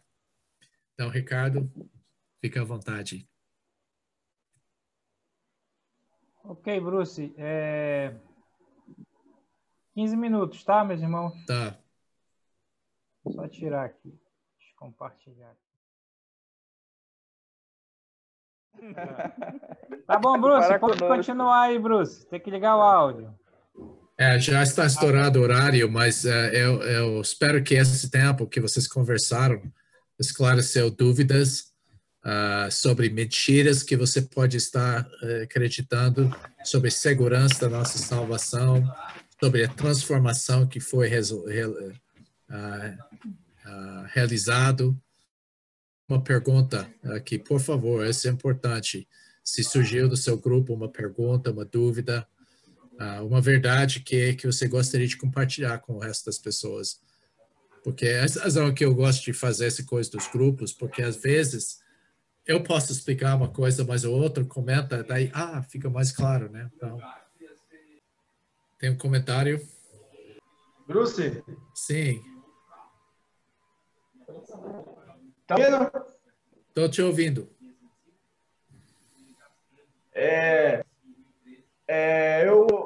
Uma vez eu quero como exemplo que aconteceu comigo e com o Luiz. Nós fomos para São Francisco e lá nós temos um casal e ele está com mais ou menos 1 ano sem ler a Bíblia e sem ter comunhão com ninguém lá. Mas ele ia afirmar que era salvo, porque uma vez salvo, sempre salvo. E eu falei a ele que uma vez nos tornamos novas criaturas em Cristo, é impossível voltarmos a ser o que éramos antes. Pois se somos filhos de Deus, fazemos parte da sua família e estaremos nessa condição para sempre, porque o novo nascimento é permanente. Mas mesmo assim é importante examinar a nossa vida para ter uma certeza se de fato entramos no relacionamento com Deus e não apenas temos uma adesão emocional, intelectual. Eu falei para ele, porque a experiência de cada pessoa é diferente quando entra no relacionamento com Cristo. Algumas pessoas relatam mudanças radicais e sentem o perdão e a presença de Deus, mas outras não. Mas como uma pessoa pode saber de fato Cristo na sua vida? E eu enfatizei esse versículo 13 de João, que eu falei para aquele casal que as coisas que eu escrevi, a fim de saber que tem a vida eterna aos outros, que credes em o nome do Filho de Deus. E João escreveu a sua epístola para que as pessoas tivessem certeza que elas são salvas. E eu falei, só que essa certeza não está baseada numa decisão que você fez, mesmo que você tenha sido verdadeiramente salvo. Mas a confiança da realidade da salvação, ela deve ir do fruto da sua vida. Desde o momento que você entrou no relacionamento com Jesus. Agora, se sua vida não mudou ou não está mudando, o que é que você deve fazer? Voltar e verificar se o arrependimento e fé for verdadeiro. Porque se a vida de uma pessoa muda, ela deve duvidar da salvação. Agora, falei para ele, agora quando nascemos de novo, pelo poder de Deus, é impossível que esta obra seja distinta, porque nossa posição é segura perante Ele. Isso é independente de nossos pecados, de nossos sentimentos, da certeza ou confiança da realidade da nossa salvação, ela deve vir fruto de nossa vida. E eu creio que foi uma ficha naquele momento. É isso que ele acontece. A razão que muita gente crê que você pode, eu vou falar isso, a razão que muitas igrejas pregam que pode perder sua salvação, porque é ameaça. Se você não dá seu dízimo, você vai perder sua salvação. Se você não frequenta a igreja, você vai perder sua salvação. É ameaça. E a coisa que é importante saber é que quando Deus faz uma obra em nós, Ele faz a gente nascer de novo. Não é possível desnascer de novo. Uma coisa que, falando dessa coisa que pessoas que pecam assim, continuam a pecar, eu já vi muitas pessoas falando isso, mas eu gostei que uma vez que eu comecei a falar, eu estava estudando com uma pessoa e eu falei, antes de conhecer Jesus, pecado era natural. Era parte da minha natureza, porque eu era assim, escravo do pecado. Não houve conflito entre minha mente, meu espírito. Eu pequei, natural. Mas quando eu me converti, que aconteceu? Não é que eu parei completamente de pecar, mas de repente o pecado ficou incoerente com quem eu sou. Eu gosto dessa ideia, porque uma pessoa cristã verdadeiro pode pecar, porque a carne ainda existe em nossa vida, mas agora pecado é incoerente com como nós somos. E essa é uma distinção. Antes era coerente de pecar, agora é incoerente, né? A gente não acha o mesmo prazer nisso que nós tivemos antes. Alguém tem um comentário mais sobre isso? Sim. Pastor Bruce, por isso que o estudo dos primeiros passos é da sua autoria? O que sobre os primeiros passos? Os estudos dos primeiros passos são de sua autoria? Sim. Pois é. Que eu fiz. Ok, pode falar. Não, só ia dizer apenas que esse estudo ele é muito fundamental para esses pontos que o senhor está falando. É isso que eu queria dizer. Essencialmente, se você entende os primeiros passos que eu fiz, eu peguei primeiros passos e dividi em duas partes, porque alicerce firme caminhando com Cristo são basicamente o que era dentro dos primeiros passos. Eu simplesmente esclareci algumas coisas lá. Essa que é a diferença. Mas, como você falou, é fundamental. As coisas que eu ensinei hoje e também quando eu falei sobre as disciplinas espirituais são basicamente o que estava nos primeiros passos. Alguém tem outra pergunta? Eu tenho um comentário. Essa questão é muito importante, porque o alicerce firme, ele ajuda a gente se examinar a nós mesmos e ajuda também, quando a gente está estudando com outras pessoas, a gente ter o cuidado de não estar... que às vezes eles perguntam, é certo eu fazer isso, é pecado, isso ou aquilo. E eu e o Luiz, a gente não gosta muito de dizer para a pessoa o que ela deve fazer, o que é pecado, o que não é. A gente sempre deixa a palavra fazer na vida da pessoa, levar ela a se examinar o que está no coração dela. Isso é muito importante, porque quando a palavra começa a fazer o efeito no coração da pessoa, ela mesma vai dizer o coração dela, o desejo dela agora é tal coisa, não é mais aquele que ela tinha antes. E a gente, quando começa a dizer, que eles começam muito a perguntar o que é para fazer, o que é pecado, o que não é, a gente sempre não dá a resposta, a gente deixa a palavra tirar a dúvida da pessoa, examinar o coração dela. Sim, a pessoa vai naturalmente não achar prazer nas coisas que teve prazer antes, né? Então, uma coisa que eu gostaria de falar, duas coisas aqui para terminar, eu vou mostrar um versículo antes de orar, mas a primeira coisa que eu quero dizer é que, por favor, se você tem perguntas, pode mandar um e-mail para mim, porque o que eu estava falando com alguém hoje, que eu estou falando para você não são ideias do Bruce, são bíblicos. E eu posso mostrar isso. O pastor Jorge, que era missionário antes de mim em Belém, ele falou, Bruce, é muito difícil discordar com o que você fala, porque você sempre se apoia na Bíblia. E que eu aprendi essas coisas não vêm de mim. Eu não descobri essas coisas. Estão na Bíblia.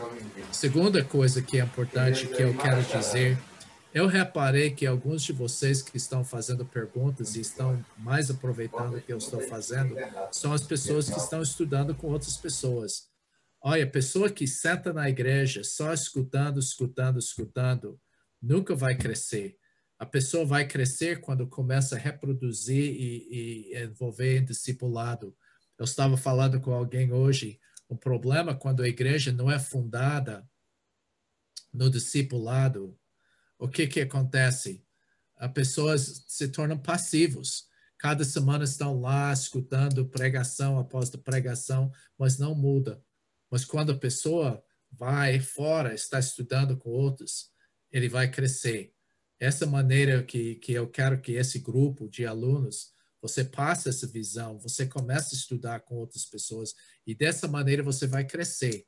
Essa maneira de crescer, você se investindo em outros. Eu tenho uma pergunta para vocês, daí eu vou encerrar. Algumas perguntas. Qual é o nome do lago que está no norte de Israel? Mar de... Morto. Não, esse é sul. Mar Morto? Mar Morto é sul. Vou chutar lá. Qual é o do norte? Mar de...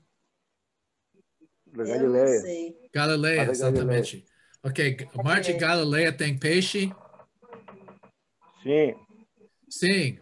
Quer dizer, Pedro, João e Tiago e André eram pescadores, né? Então, é interessante, vou esquecer dessa coisa, depois eu te conto.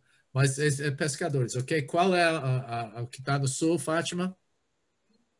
Qual o lago do Mar sul? Morto. Mar Morto. Mar Morto. O Rio Jordão sai do Mar de Galileia e vai para Mar Morto. Agora, Mar Morto tem peixe? Não, acho que Não, não. não. Tem alguns insetos lá. Mas o que acontece? Os minerais entram no Mar de Galileia e saem.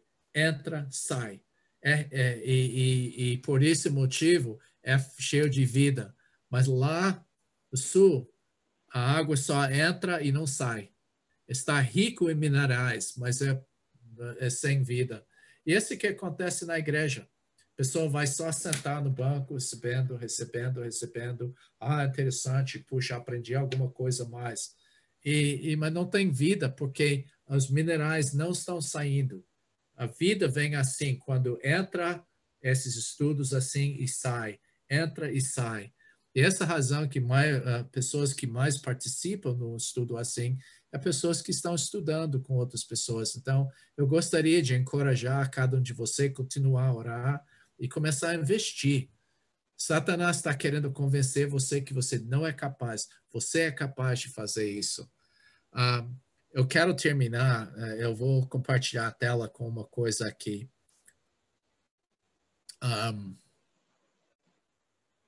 Deixa eu ver. Olha o versículo 24 aqui, de Judas. Ora, aquele que é poderoso para vos guardar de tropeços e para apresentar com alegria, imaculados, sem pecado, diante da sua glória. Ao único Deus, nosso Senhor, mediante Jesus Cristo, Senhor nosso, glória, majestade, império, soberania, antes de todas as eras, e agora e por todos os séculos. Amém. Ele é poderoso para nos guardar de tropeços. Vamos orar. Deus, muito obrigado por esse tempo hoje à noite. Eu creio que teu Santo Espírito tocou na vida de cada um. Eu sei que o Senhor falou para meu coração. Eu estava muito encorajado lendo esses trechos e vendo as coisas. Eu peço, Deus, que o Senhor nos abre nossos olhos, os olhos do nosso coração, para ver a realidade de quem nós somos, para compreender o que o Senhor fez na nossa vida e para proclamar isso para as outras pessoas. Muito obrigado, Deus, por esse tempo. Em nome de Jesus. Amém.